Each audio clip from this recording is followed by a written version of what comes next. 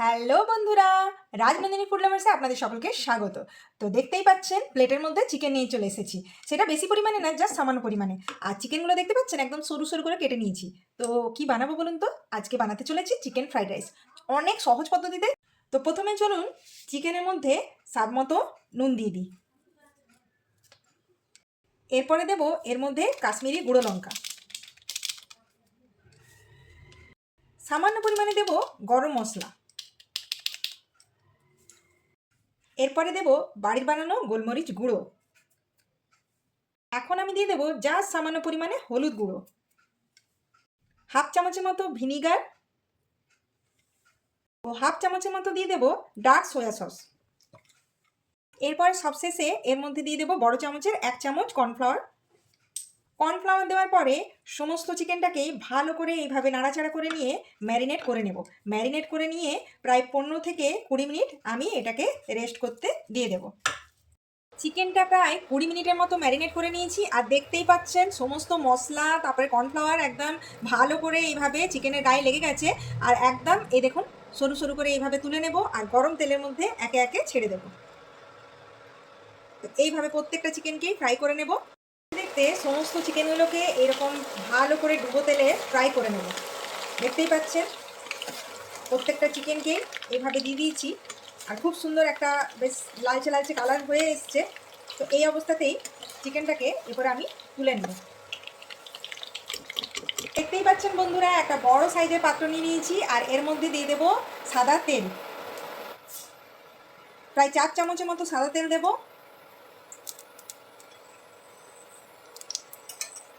তেল গরম হয়ে গেছে, এর মধ্যে দিয়ে দেব কুচি করা রসুন। এই রসুন কুচিগুলো প্রায় 2 চামচের মতো দিয়েছি। রসুনটাকে জাস্ট হালকা মানে একটা ব্রাউনিশ কালার আসে সেই পর্যন্ত একটু ভাজা ভাজা করে নেব। একটা খুব সুন্দর গন্ধ বেরিয়ে আসবে। এরপরে আমি দিয়ে দেব গাজর কুচি আর বিনস কুচি আর বিট। এই তিনটে আগে কেন দিলাম, কারণ এটা কুক হতে একটু সময় লাগে। আবারও নাড়াচাড়া করে নেব 2-4 মিনিটের মতো। আর সবজিগুলো ভাজা হয়ে গেছে। তো সবজিগুলো আমি এরকম চারিপাশে এইভাবে সাইড করে নেব।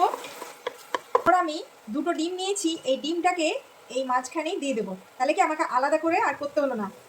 আপনাদেরও যখন হাতে সময় কম থাকবে তখন আপনারা এই বুদ্ধিগুলো অ্যাপ্লাই করবেন, না হলে আলাদা বাটিতে নিয়েও কিন্তু করতে পারেন। তো আমি 2টো ডিম দিয়ে দিলাম। ডিম দিয়ে দেওয়ার পরে সামান্য পরিমাণে জাস্ট একটু নুন দিয়ে দেবো। নুন তো দিয়ে দিলাম। এরপরে কি করব, ডিমটাকে এইভাবে ভালো করে নাড়াচাড়া করে নিয়ে এইভাবে ফ্রাই করে নেব। আপনারা যারা ডিম দিতে পছন্দ করবেন না, ডিম নাও দিতে পারেন, শুধু অনলি ফর চিকেন দিয়েও বানাতে পারেন। কিন্তু 2টো ডিম দিয়ে দিলে কি হয়, খেতে বেশ সুন্দর লাগে। ডিম দিয়ে নাড়াচাড়া করতে করতে বেশ এইরকম হয়ে এসেছে আর একটা খুব সুন্দর গন্ধও বেরিয়ে আসছে। কিন্তু বন্ধুরা আপনারা বাড়িতে অবশ্যই এই রেসিপিটা ট্রাই করবেন। দেখুন আমি যে পেঁয়াজ শাক এনেছিলাম বাজার থেকে, সেই পেঁয়াজ শাকের পেঁয়াজগুলো আমি এইভাবে কেটে নিয়েছি। তো ওইটা আমি এই চিকেন ফ্রাইড রাইসের মধ্যে দিয়ে দিলাম। পেঁয়াজটাকে দিয়ে পরে দিয়ে দেবো কেটে রাখা বাঁধাকপি। বাঁধাকপিগুলোকেও আমি ভালো করে এরকম ছোটো ছোটো করে ঝিরিঝিরি করে কুচি করে নিয়েছিলাম।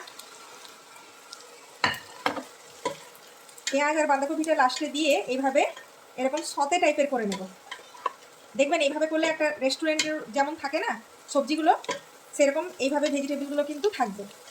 প্রথমে যে সবজিগুলো দিলাম সেগুলো খেয়াল রাখবেন, ওগুলো প্রথমেই দেওয়ার চেষ্টা করবেন, কারণ ওগুলো একটু সেদ্ধ হতে সময় লাগে। আর তারপরে আমি যে ডিমের বুদ্ধিটা করলাম, ওটা সময় কম থাকলে কিংবা ফাঁকিবাজি রান্না করতে ইচ্ছে করলে ডিমটাকে ওইভাবেও করতে পারেন। আবার বাটিতে আলাদা করে ফেটি নিয়েও করতে পারেন। যদি কারোর ডিম দিতে ইচ্ছে না করে তো ডিম নাও দিতে পারেন। তো এই দেখুন কথা বলতে বলতে পেঁয়াজ আর বাঁধাকপি সতে হয়ে গেছে। এরপরে দিয়ে দেব কেটে রাখা ক্যাপসিকাম কুচি।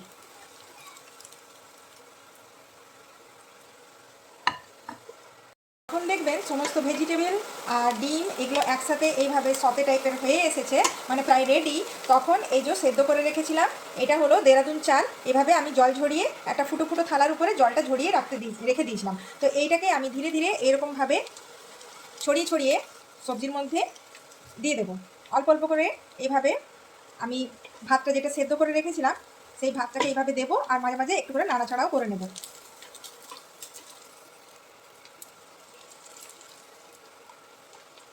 এইভাবে অল্প অল্প দিয়ে দিয়ে আবারও নাড়াচাড়া করে নেব।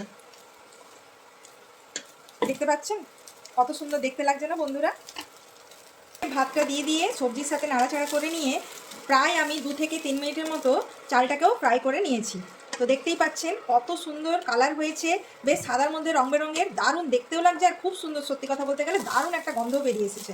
তো দেখুন কথা বলতে বলতে কত চটজলদির মধ্যে কি সুন্দর চিকেন ফ্রাইড রাইস তৈরি হয়ে যাচ্ছে। যে ফ্রাইড রাইসটা হচ্ছে সমস্ত এই ভাতের মধ্যে সবজির মধ্যে একটু স্বাদ মতো নুন ছড়িয়ে নেবেন। আপনারা যারা যেমন নুন খেতে পছন্দ করেন সেভাবে ছড়িয়ে নেবেন। নুনটা দেওয়ার পরে আবারও একটু নাড়াচাড়া করে নিলাম। দিয়ে দেবো সামান্য পরিমাণে গরম মশলা গুঁড়ো, কারণ গরম মশলা গুঁড়ো না দিলে জাস্ট জিনিসটা মানাবে না। তো দেখতেই পাচ্ছেন প্রায় 1 থেকে 1.5 চামচের মতো আমি গরম মশলা গুঁড়ো দিলাম। গরম মশলা গুঁড়ো দেওয়ার পরে আমি আবারও ভালো করে আলতো হাতে নাড়াচাড়া করে নেব। এখন বন্ধুরা আমি চিকেন ফ্রাইড রাইসে চিকেনগুলো দেওয়ার জন্য বেশ সরু সরু করে কেটে নিয়ে কি সুন্দর ম্যারিনেট করে ফ্রাই করেছিলাম। তো এই দেখুন বেশ ঝরঝরে হয়ে গেছে। তো চলুন, এদিকে রাইসও রেডি আছে, এর উপরে আমি এইভাবে ছড়িয়ে ছড়িয়ে দিয়ে দেবো চিকেন ফ্রাই করে রেখেছিলাম সেই চিকেনগুলোকে। দারুণ লোভনীয় লাগছে তাই না? তা আপনারা অবশ্যই বাড়িতে বানাবেন এই রেসিপিটা। চিকেনটা রাইসের মধ্যে দেওয়া হয়ে গেছে, এরপরে চিকেনটা দেওয়ার পরে আবারও উপর নিচ করে নাড়াচাড়া করে নেব সমস্ত রাইসের মধ্যে যেন চিকেনটা মিশে যায়। এই দেখুন আমি বললাম বাজার থেকে আমি পেঁয়াজ শাক এনেছিলাম, তো পেঁয়াজ শাকটাকেও বেশ কুচি কুচি করে কেটে নিয়েছিলাম। আর এই দেখুন রেস্টুরেন্টে থাকে না পেঁয়াজ শাকের এই সবুজ সবুজ পোর্শনটা, তো আমি পেঁয়াজ শাকের পেঁয়াজটাকেও দিয়েছি আর এই শাকটাকেও ইউজ করেছি। তো অসাধারণ দেখতে লাগছে না বন্ধুরা? এই দেখুন। আর এগুলো না লাস্টে দিলেই একটা দারুণ লাগে, দেখতেও যেমন দারুণ লাগে আর রেস্টুরেন্টে যেমন দেখবেন একটা খেতেও খুব সুন্দর একটা গন্ধ বেরিয়ে আসে না এই পেঁয়াজ শাক এইসবের। তো এইভাবে আপনারাও বাড়িতে এইভাবে স্টেপ বাই স্টেপ রেসিপিটা ফলো করে বাড়িতে বানাবেন আর কমেন্টে জানাবেন যে কেমন। সামান্য পরিমাণে ধনেপাতা কুচি, এটা বেশ একটা সুন্দর গন্ধও বের হয়, পেঁয়াজ শাকেরও গন্ধ বের হয় আবার ধনেপাতারও খুব সুন্দর একটা গন্ধ বেরিয়ে আসে।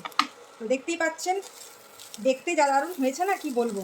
তো দেখুন সমস্ত সবজি চিকেন এগ আর এই গ্রিন গ্রিন কালারের ধনেপাতা আর পেঁয়াজ শাক জাস্ট জমে গেছে।